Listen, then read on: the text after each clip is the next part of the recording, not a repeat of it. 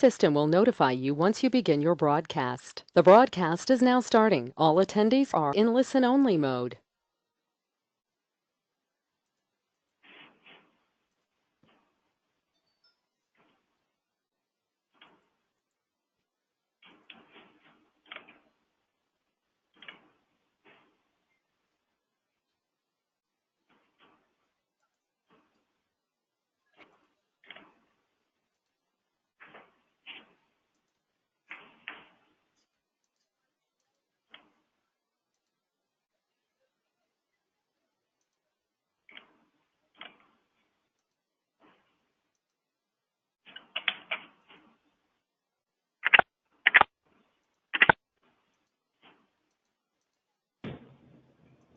Good afternoon, everyone. We'll start here in just a moment as we sort out our presentations here. So we'll begin at about 2:32. Thank you.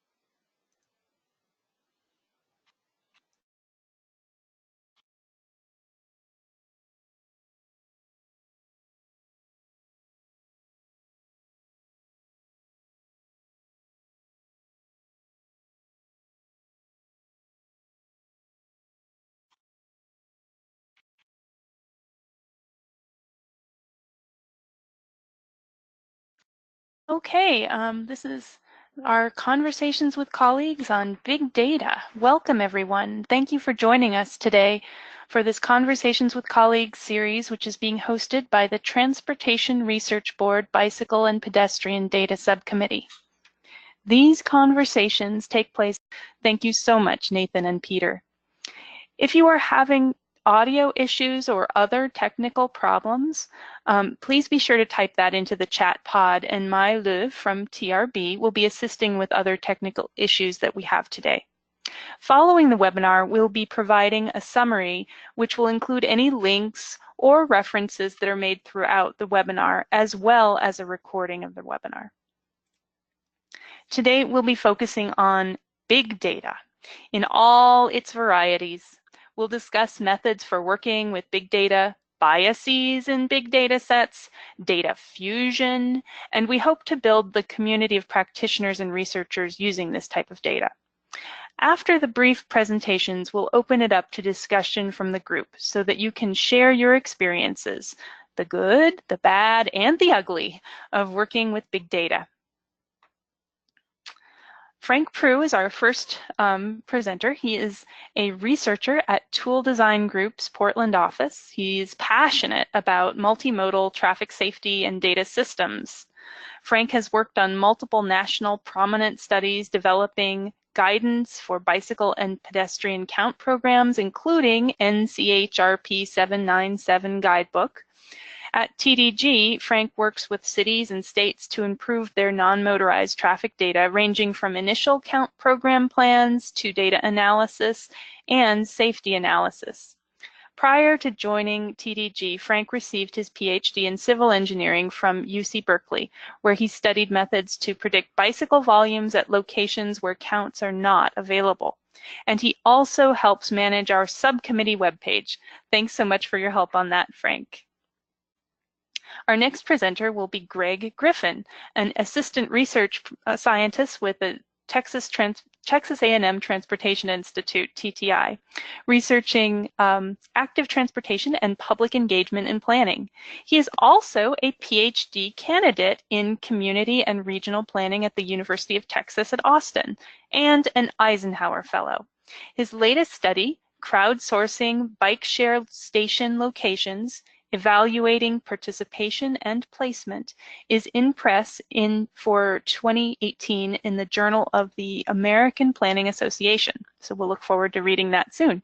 He is also the lead author of the subcommittee's first and only published circular. And thanks for your help on that, Greg. So now let's have Frank start us off with his experience in working with big data.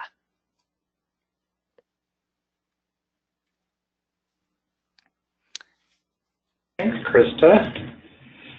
Can y'all see my slides? Yes, we can. Awesome. Oh, a lot of presenter mode. Okay.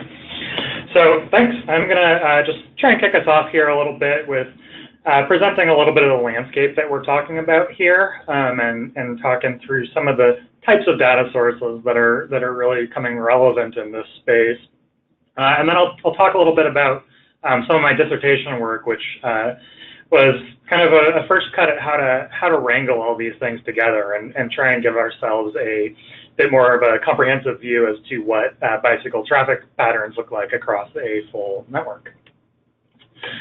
So the first thing I wanted to talk about here a little bit is kind of the question of, are we really dealing with big data here? And big data is kind of been conceptualized as when you've got either very high volume of data, so just a lot being produced of some sort, a very high velocity of data, where where the data is coming in very quickly, or a variety of data where we're working with really messy data of a lot of types.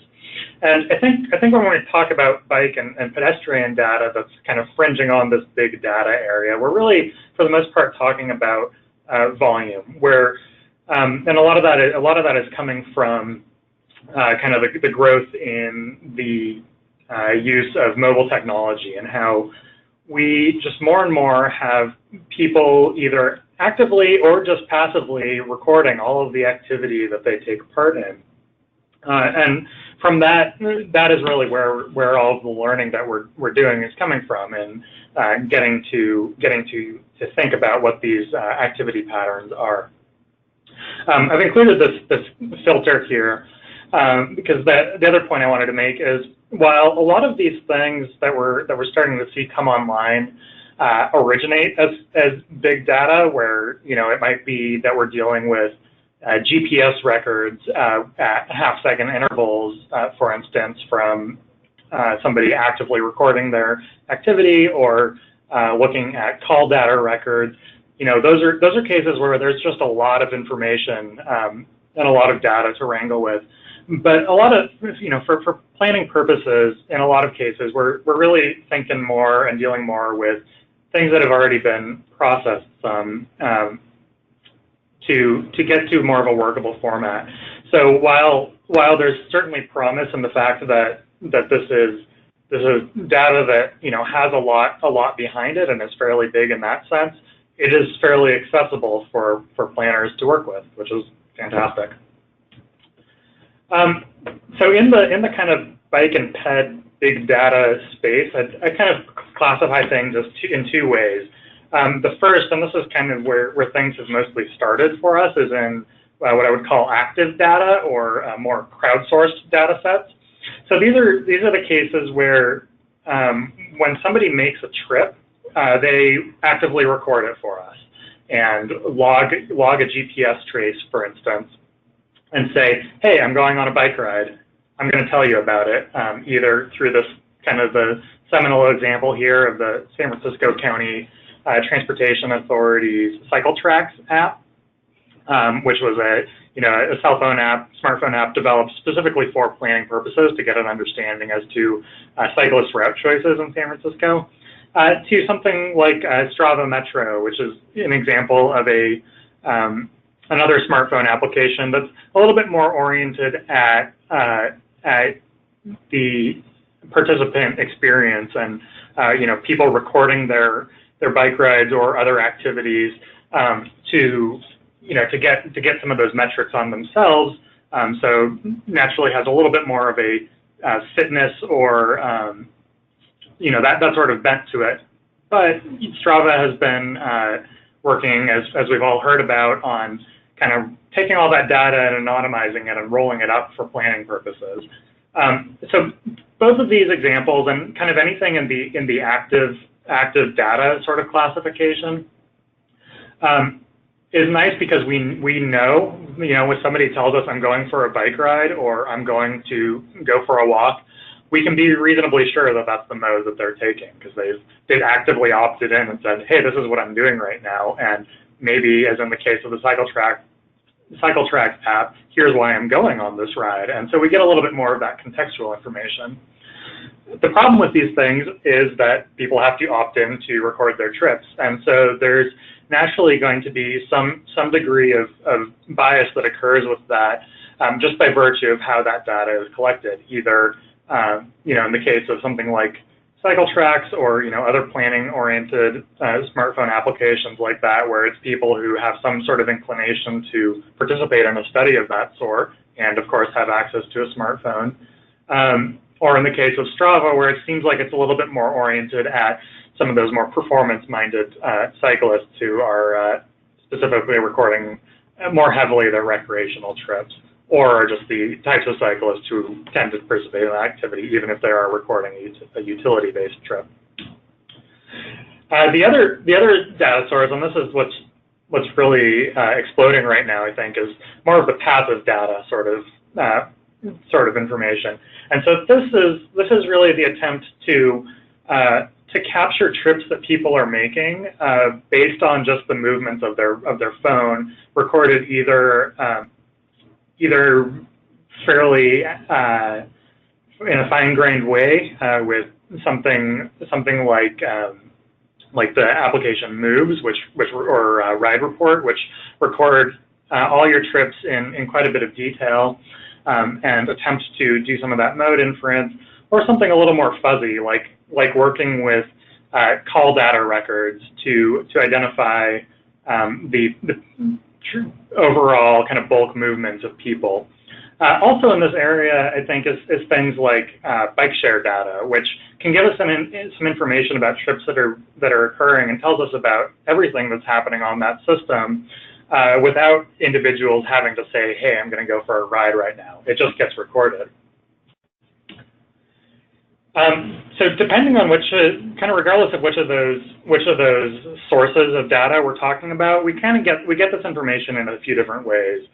We might get it in the really detailed sort, the GPS traces. So if you just go take a smartphone or take a GPS transponder and record, you'll get a lot of data, and it's going to be a pain. And you probably don't mostly want to do that unless you're really interested in the very specific route choice behavior, like we see here from the CycleTracks application. And that kind of thing is useful for analyzing those trade-offs that people are making between different routes. But it's pretty onerous to work with if the ultimate purpose for your study is to really just understand higher level patterns or where the most activity is occurring. Something like that, though, can be rolled up into a more consolidated format like link counts. And this is so one way that you might get data from somebody like Strava is in counts by the time interval on every link of the network and every intersection. So that has all of this GPS information encoded in it, but is a lot more accessible. Even higher level than that, and what we'll often get from more of these passive data sources where there's maybe not quite as fine-grained of probing going on as we get with somebody who's really using GPS to record their trips, is something like an origin-destination matrix, where we don't really know the detailed route information as to where that travel occurred, but we do get some information about where it started and where it ended and roughly how many trips are being made between those locations, and maybe by mode. And that I think is where we're really going to see a lot of growth, is in getting finer-grained modal information for those OD matrices from these types of sources. I'll talk briefly now about this case study in San Francisco of an attempt to fuse all these different things together to get an overall understanding of what was going on. So the real motivation here is to get link level volume estimates across the network. And so we started with a bunch of count data. There's manual and automated counts from throughout the city, and tried to fuse those with everything we could get our hands on. So one of those is bike share. This is from a couple of years ago. So at the time, there's just a docked bike share, also at the time called Bay Area Bike Share, not called that anymore. which gives us some information about trips made on that bike share system and where they start and where they end. So we can route that to the network to get some ideas to some of the patterns. And you see here a couple of things emerging on that kind of diagonal corridor in the middle, which is Market Street, and which is also where the BART corridor runs. We see that there's a pretty heavy activity at one of the BART stations. And then in the kind of southeastern edge of the map, you also see a bit of a hot spot. That's the Caltrain station, which is a commuter system to the peninsula south of the city. So we get some information here about some of these travel patterns that we might not get elsewhere, but it's not a very comprehensive view. Another source, though, is something like a regional travel demand model, and there's two of those that we're working with here. One of them is from the San Francisco County Transportation Authority, and that gives us a pretty good idea as to overall traffic patterns. This is, based on a utility-based travel demand model, so it's really oriented at picking up those types of trips that are from some sort of derived demand for the most part, either commute trips or just other utility trips that people are making, possibly by bike. And so these, again, this also needs to be routed to the network and used an empirical route choice model to do that and get, we start seeing some patterns here. Again, Market Street's pretty heavy, and there's some kind of primary north-south and east-west patterns that emerge. Reasonably well correlated with the observed counts, but it's not perfectly representative. We also had a model from the regional government, far worse fit with observed counts, and the suspicion here is that this is just oriented more at those kind of regional patterns, so we don't really expect it to do that well in the city, but it could potentially provide some information. And then finally, working with data from Strava Metro, which, this is a case of, this was GPS data that now has been rolled up to those link counts.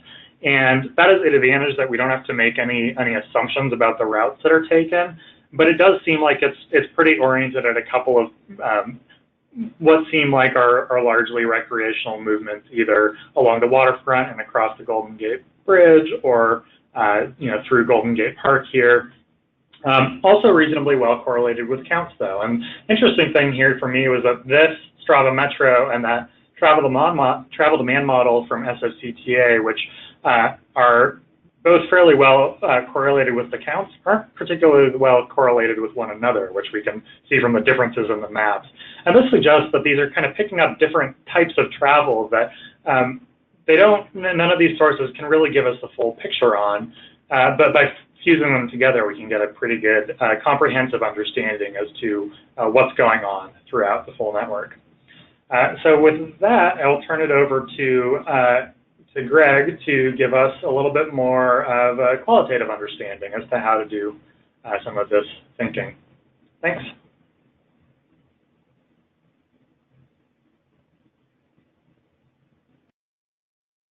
Okay, thanks very much, Frank. As you suggested, we do have a complementary presentations where I've got insights from a qualitative perspective looking at both literature review and also interviews with experts as part of a study sponsored by the Safety Through Disruption University Transportation Center. And so I've called it, what do the experts do? So we're going to look at particularly about issues with biases in big data, and then how people are mitigating them as well.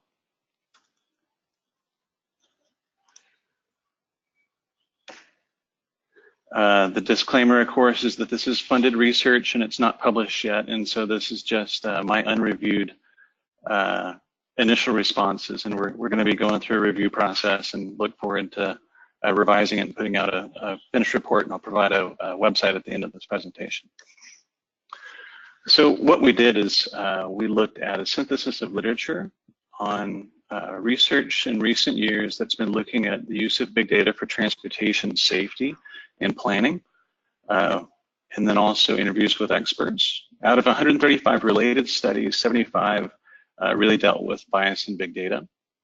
And then from interviews with experts, we contacted people that were presenting at TRB and the American Planning Association on big data for transportation safety.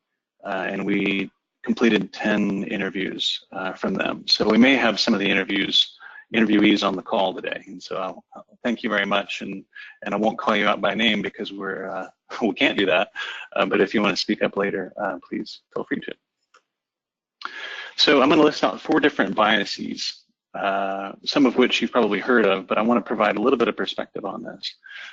The first is the one that we typically hear of called sampling bias, or sometimes demographic bias. This is the notion that when we're using any type of big data coming from mobile phones, usually, that of course not everybody has a mobile phone. However, people often quote statistics about how those are related to demographics and who's being left out. The issue is that in some cases that might be quite applicable, and in other locations and times it might be quite a bit different. So we can't just take these broad assumptions that demographic changes on mobile adoption are the same all over the nation at different times.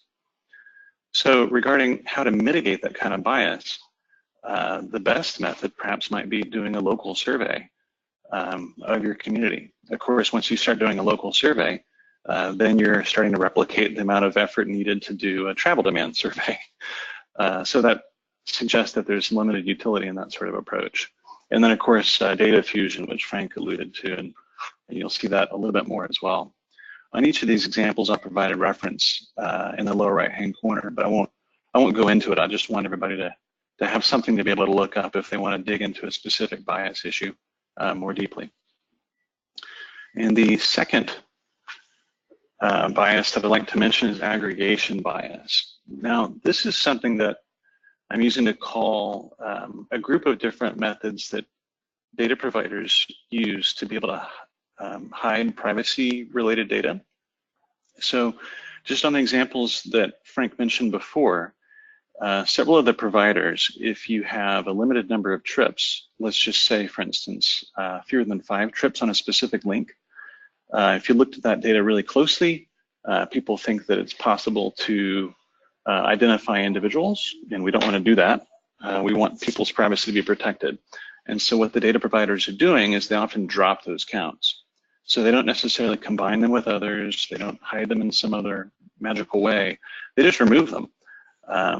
And so that might be a little bit of a problem if you are looking at areas that is very important that might just have low counts. So an example might be a suburban or rural edge of a region that you're looking at regarding bike or pedestrian counts. So the lower left-hand corner, that's kind of a little bit of a famous image taken from one of the leading data providers that showed that indeed, they were able to find military bases in locations that wouldn't otherwise be broadcast. And so that was an immediate problem. And that triggered a lot of attention in trying to ensure that privacy is maintained, not just for the number of trips, but also for particular areas and users that you don't want to necessarily show everything. So this creates a pretty severe problem, but only if you're interested in those areas that might have been dropped off. So data fusion might be a method to mitigate it.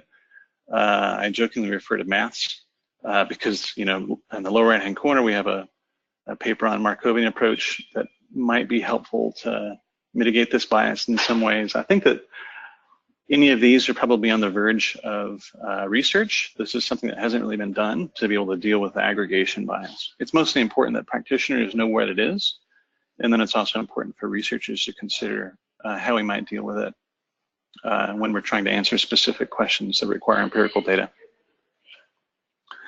Social desirability bias is not necessarily one that we've talked about in this area a whole lot, and yet I think that it is applicable.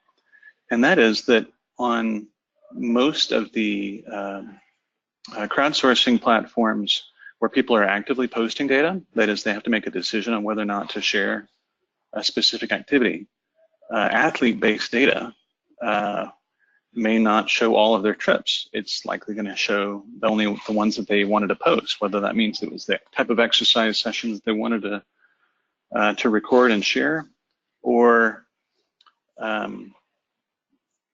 just when they happen to remember to. So fitness cyclists particularly might post only the good or fast trips, so that doesn't necessarily represent all trips. And so we have more problems with this. And there's there's more research in addition to what's in the lower right-hand corner as well. So as far as mitigating that, I think that, again, data fusion and more sample weighting that's related to similar survey methods could be helpful.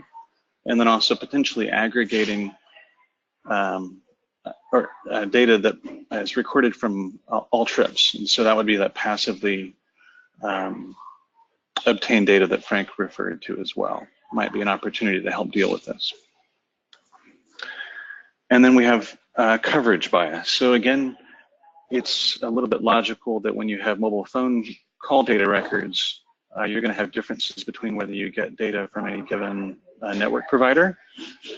In addition to the fact that people don't necessarily make calls and therefore track a use that would end up showing a trip in the data set. So you have several different problems that are wrapped up inside what we could call coverage bias. So I think that there are some opportunities for data providers that aggregate multiple networks to be able to help mitigate this kind of problem. And again, sample weighting might be a resource to help deal with this as well.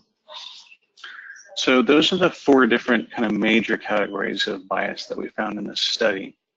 But I wanted to be able to provide a little bit of perspective again that what we have a real opportunity here is that people do carry mobile phones. Cars don't necessarily get recorded as well.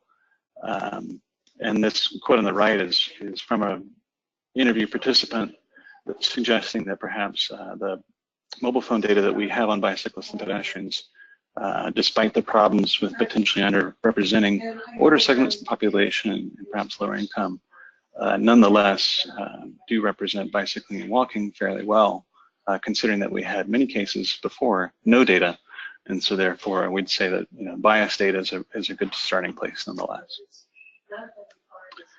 So we do have a few different lessons from this research. Of course, real counts remain absolutely critical, and if we're going to be able to do any accurate weighting of the data, we have to have real counts to be able to do that with, and we have to have quite a few of them. And of course, Krista Nordback's research gives us the basis for understanding that better.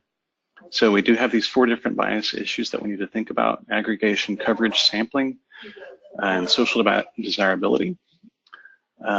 And then these mitigation techniques include sample weighting, of course, with real counts, or local surveys, data fusion, and perhaps some more sophisticated mathematical methods as well that might be on the verge of research. I do have 4 broad recommendations and next steps. Regarding how we use this type of data for planning and transportation safety studies, we need to help communicate to the public and elected officials that are making decisions with this that we need to consider input from experts and also the public in determining how to develop goals and metrics on transportation safety. This is to imply that we shouldn't just purchase data and then assume that that's going to give us good direction on how to solve transportation safety problems. Second is that with new data, we have to develop new methods. We're just getting started in understanding how we can best relate big data to the total population regarding transportation safety.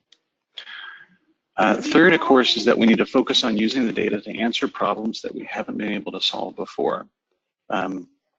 What's a great opportunity here, of course, is that in areas where we have either no bicycle pedestrian counts or a few counts, the big data is a wonderful resource, but it certainly does not replace real counts. And then finally, we need to look ahead towards some of the problems that are emerging and connecting with bicycle pedestrian safety, and look ahead towards opportunities to be able to use big data to help solve problems.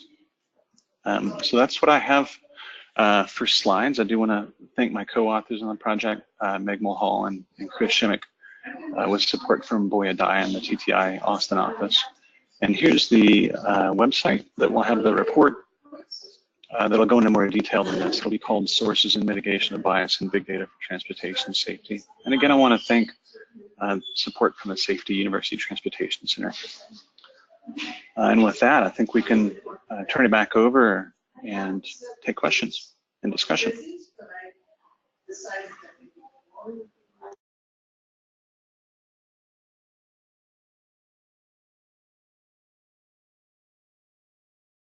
Great. Well, we have some discussion questions here, and I think Nathan is going to be helping to moderate our discussion today. So we want to talk about how are you using big data and what challenges have you found, and how are you working with these biases that Greg just told us about. Thank you, Greg, for that great explanation. And data fusion, are you doing any of that Frank was talking about? So thanks for telling us about that, Frank. So I think we're opening it up. Nathan, do you want to speak about our process here? Yes, thank you for that, Krista. At this time, we're going to attempt to try to bring about a kind of conversational tone to the session. So we're planning on unmuting everybody's phones. We have noticed that there are about 97 attendees on the call right now. So if there ends up becoming a lot of background noise, we'll quickly mute everyone back. And what we'll do is have people raise their hands, and then we will unmute their phones and allow them to ask questions or discuss, so that way there's less background noise or issues. So at this time, we will go ahead and unmute everyone's phones to allow for some discussion. If you want to mute your phone back or your audio, you are more than welcome to do so.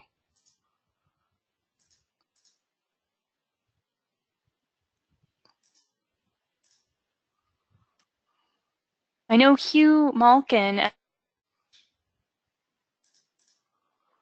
if he's around, Hugh, do you want to say a few words to get us started?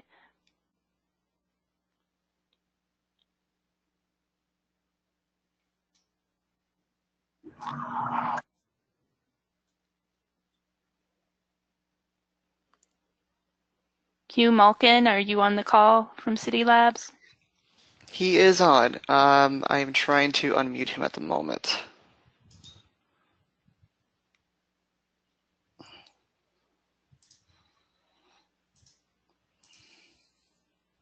All right, Hugh, I have made you a panelist, and you are currently muted. If you'd like, you are more than welcome to talk a little bit once you unmute yourself. There we go. I'm unmuted. Hello, everyone. My name's Hugh Malkin. I'm with City Labs. We've recently been doing quite a bit of work with pedestrian data, and most recently released a volumes per road segment for pedestrian volumes per road segment for the entire US.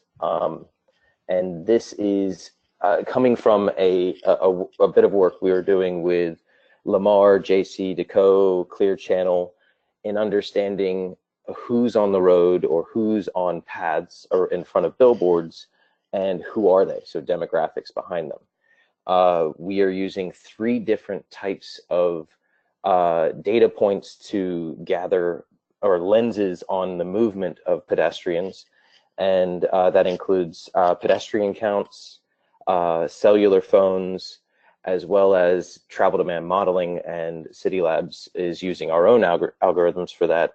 We are the producers of Cube, a travel demand modeling software used in 2,500 cities around the world. So this data is out there. We are actively battling against what the last presenter was just talking about, is everything from sample bias to just the different types of bias, because we are bringing in the different types of data. By combining all of these in one larger model, we're trying our best to get around the idea of any type of bias, but by modeling 100% of the pedestrian movement. And we're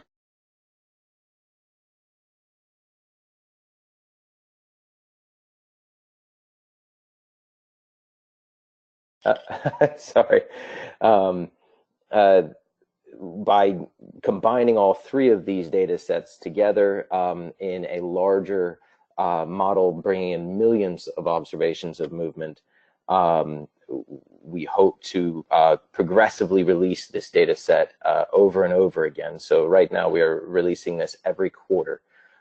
We've released all of the quarterly movements for 2016, and we will start to release 2018 starting next quarter. That data is available, and feel free to reach out to me at hmalkin, M-A-L-K-I-N, at citylabs, citilabs.com. And feel free to ask any questions too. Hugh, it cut out just as you were saying the three data sets. What were those 3 data sets again? So those 3 data sets are pedestrian counts, so this is walking and biking counts, as well as cellular movements. So this is bringing in both GPS from always-on apps, as well as cellular location. Both of those are different because it's either persistent and not precise, or precise, just not persistent. And then finally bringing in our predictive movement of Cube, which is our travel demand modeling software from Citylabs. It's our given mode choice, given how people move, either parking and walking to their end destination, or walking and parking, or walking to a parking lot and driving, or walking from transit. All of those different types of movement are integrated in this pedestrian volumes per road segment. And this is the average week. We have the annual average week for 2016, seasonal average week for 2016, and from now on we'll be producing the seasonal average week along with home locations, so you can understand demographics. And there's a question for Hugh that came over the question pod. Are you counting using video or infrared or something else? We are experimenting with video as well. As an input. There are multiple video providers that are out there. We are very interested in gathering new ones. The problem with video is it's just not ubiquitous, like cell phone or just general pedestrian counts. So yeah, that we're hoping to partner with companies that are more companies like Strava, who are gathering. They are gathering recreational movement over the entire U.S.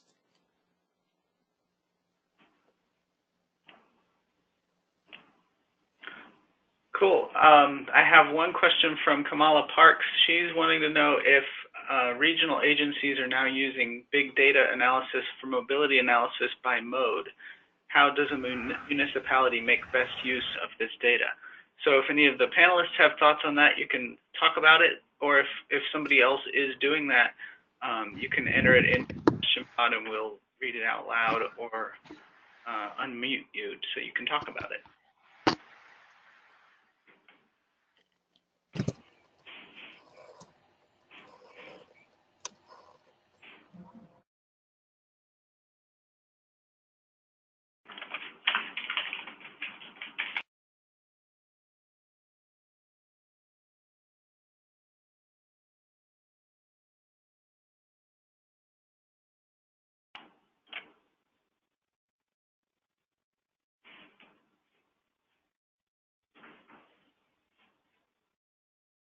And also, Hugh, can you please repeat the email that folks can contact you at?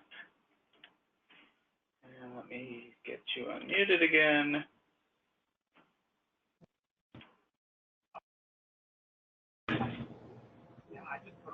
I'll type that in. I think I've got it. Thanks. So this is Frank from. Go for it. From Tool Design Group is going to just respond to that question briefly. So one thing that we've seen and considered is it seems like a lot of these sources, if we're not quite to a detailed understanding, they can be really useful for helping to identify areas that have potential for bike or walk trips, based on there being a lot of short trips in any mode being made.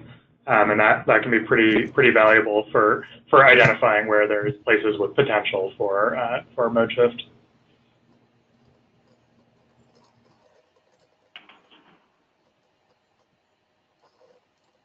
Thanks. I have another question from Jason Price. And now being unmuted, but we're not getting. Okay. Jason's wondering, has anyone used big data in rural areas? And are there alternatives out there for using big data in rural areas? How do you overcome that problem with low ridership and any traces that are recorded being eliminated for privacy reasons?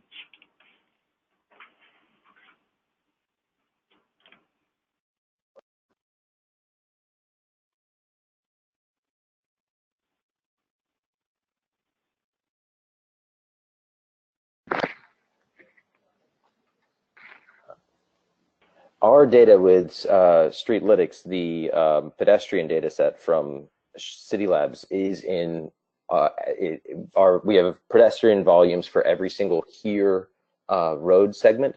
So it is available in rural areas as well as suburban neighborhood, anything that is basically paved in about 25 miles an hour in the US.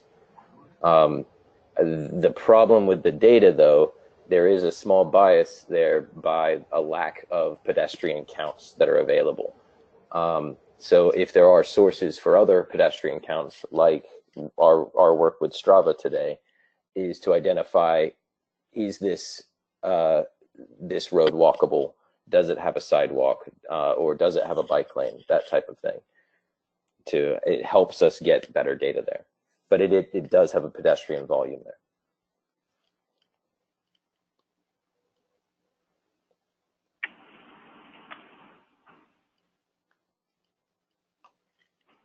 Great. I have another question about whether traditional four-step travel demand models are accurate with very short intra-zone trips.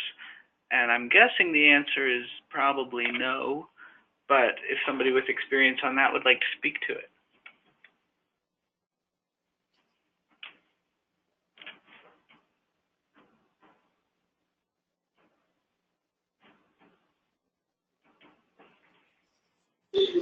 This is Greg. I can speak really perhaps broadly on that and say that most of the regional travel demand models that are created are focused on understanding general changes at the regional level, and so they're not necessarily accurate for any kind of estimates at the link level. And so I think most people involved in that area would say that it actually shouldn't be used that way. But I'll be happy to hear from any other input from folks that are doing that on a daily basis. So what should be used instead? Well, one of the emerging areas right now is a direct demand model that focuses on using inputs from actual counts on bicycle and pedestrian travel based upon factors related to actual infrastructure and other attractors that are usually not present in regional travel demand models. So if I was offering a caution there, it was rather that people weren't taking a traditional four-step travel demand model that's focused on good data for 3 surface modes and trying to apply it to a 4th. So I've heard of people doing things like that. So that would be a caution, but it is possible, and there have been some good work done in that area. Thanks. Krista, do you want to talk about some of your discussion questions?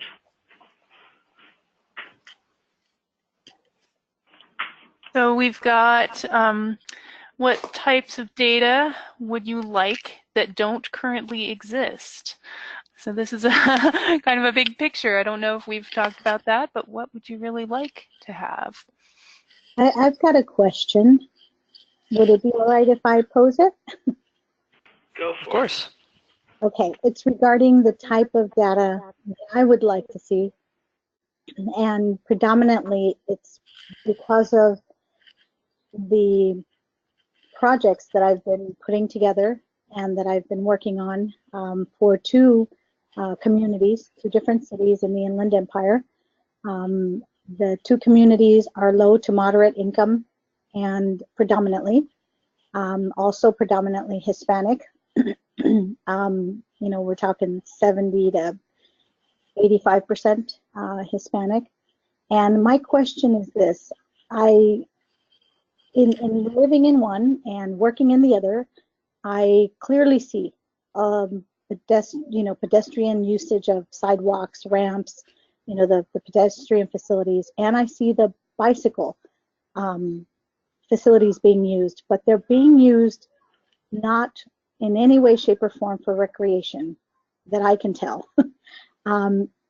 They're being used for conducting everyday business, just going to work, taking the children to school, bringing them home, going to the store, to the grocery. And I just wondered if there was anything at all out there that lets that information that is specifically, I guess, something that, low to moderate income communities experience. Because I don't see these communities, the one that I live in and one that I work in, people using those bicycle or pedestrian facilities for any type of recreation. However, most of the funding, as I see it, and most of the discussions that have been coming about is kind of a recreational type of use. And I know that we're focusing on that. We want people to, utilize the facilities and do active transportation, let's say, right? There's money in that as well. So I guess my question specifically is, does anyone know of any company, agency that does that kind of analysis within the low to moderate income level communities that have these very specialized types of usage for these facilities? They don't use them at all for recreation. And again, I live in one. I am part of one, so I know, and the other one I work in. So I see the projects, the way that they're used, and the facilities as they are used. That's my question.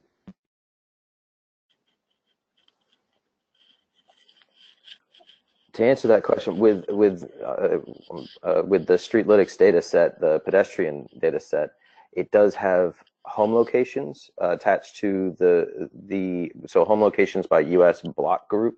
So there are demographics behind the people who are living in those neighborhoods. You can filter the pedestrian volume movement to the demographic you're looking for, as well as our pedestrian movement comes with a trip purpose.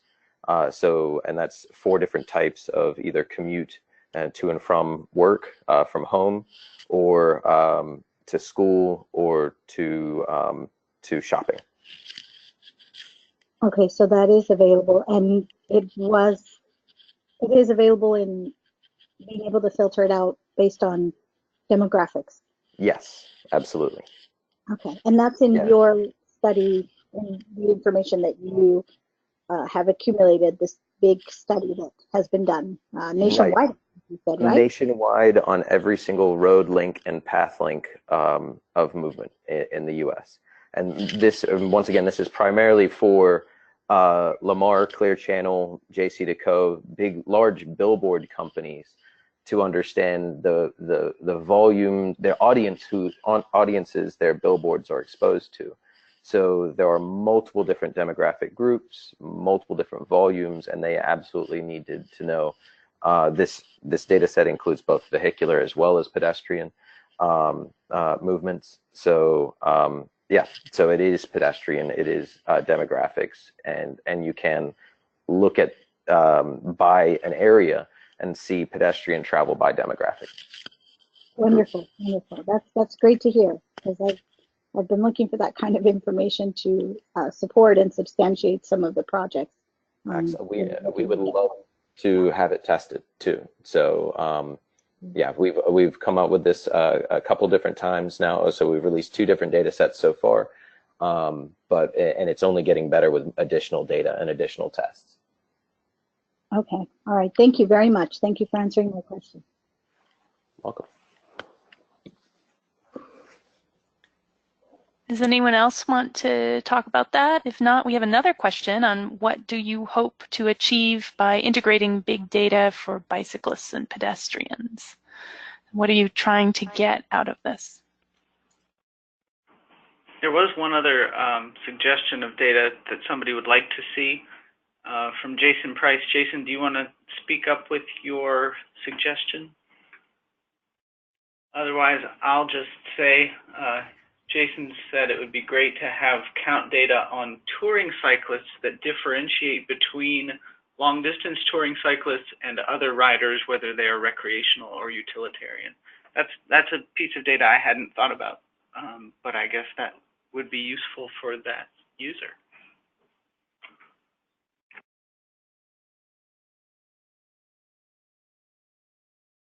Would it be all right if I state what I expect to use this data for? Sure, of course. As a project engineer, I'm looking at this data, and the reason I got interested in this big data conversation is to use it for planning facilities, future planning, current planning, of course, best utilization of funding, and also for competing for funding based on the overall planning of a sound, integrated, multimodal type of facilities, not just pedestrian, not just bicyclists, but also vehicular, and incorporating it all kind of together so that it makes for a better application, and it also allows for better coordination with other surrounding agencies, other cities and other counties. So that's what I look forward to using this data for. Great, thanks. Anybody else?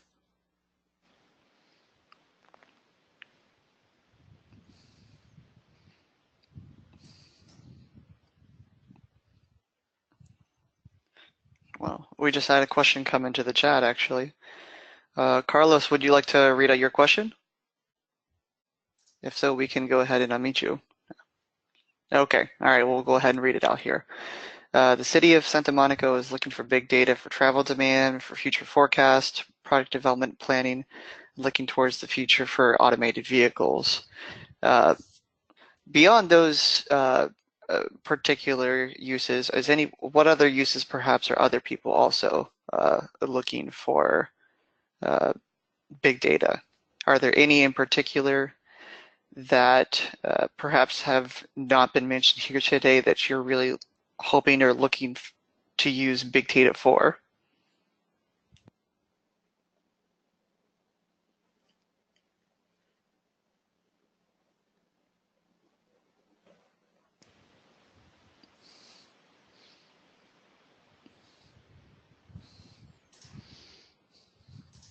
And you can either put. Sorry, I had a question to the audience, if that's okay. Is anyone working on safety, particularly bicycle and pedestrian safety, either with vehicles or without vehicles? Yes. Many of us are working on safety. Yes. Yeah, this is Frank, and one place we use this a lot is using counts on these other data sets to build an exposure model, which we can then use with crash data to try and correct for some of the regression to the mean problems that we have with crashes, where a hotspot might be in one place one year and the next place next year, even though those two places are in a lot of ways equivalent to one another in terms of overall expected number of collisions. And so we see a lot of value in this type of data for trying to deal with some of those issues and get a good, honest view as to where the highest priorities are on a system. Yes, we too are using it to integrate safety features into our facilities.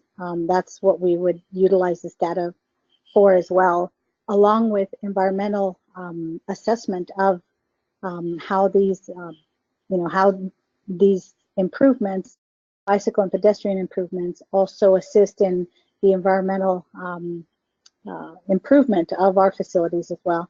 So we kind of look at it sort of in a holistic fashion, bringing in the component of safety and environmental improvement for just the city overall. So yeah, safety is definitely one of the first and foremost items that we utilize, that we would utilize this kind of data for.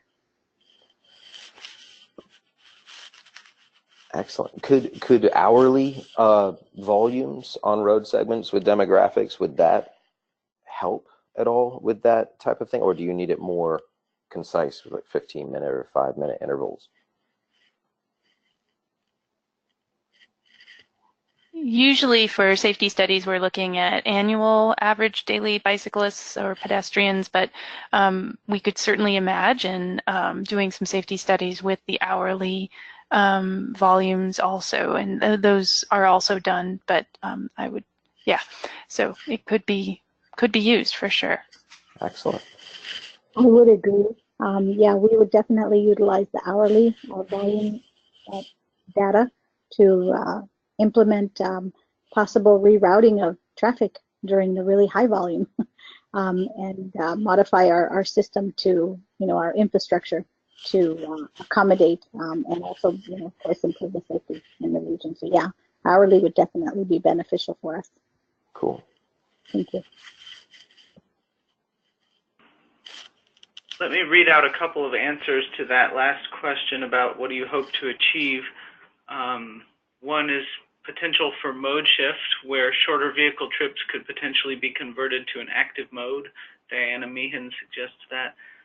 Kamala Park suggests data analysis. They'd like to see, and this may be what doesn't currently exist, something more robust for a municipality besides the journey to work in terms of mode, because people get around for a lot of purposes using different modes, but they don't necessarily have the time as a medium-sized municipality to dig into things to find out, to try and split it up themselves.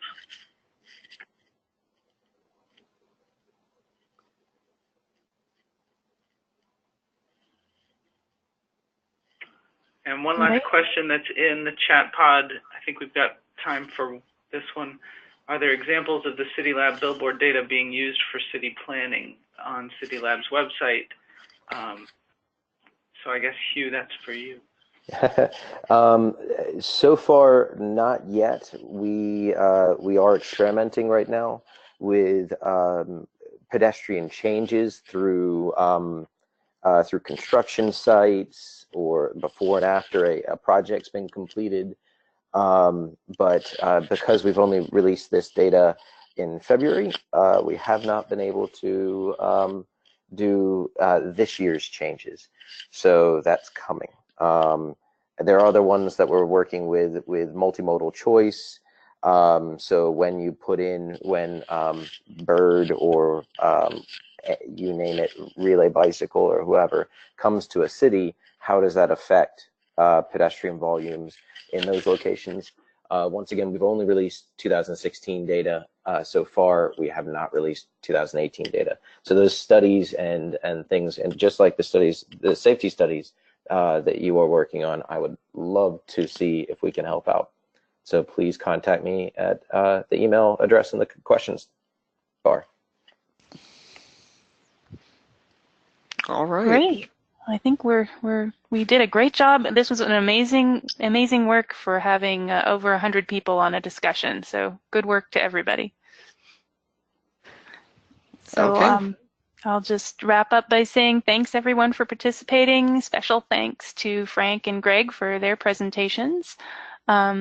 We'd also like to thank Mai Löw with TRB for her assistance, Peter Olms and Nathan Hicks for their help. And our next webinar is tentatively scheduled for August. Highlights from the National Travel Monitoring Exposition and Conference in Irvine, California, that was this June.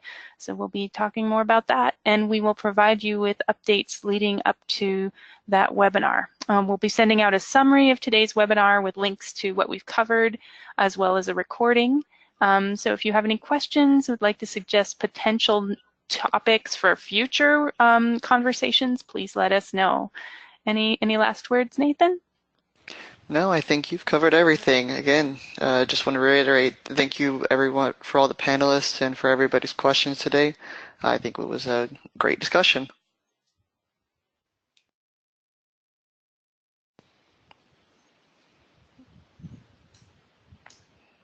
All right. Well, with that, we will go ahead and end today's session. Thank you everyone for your time.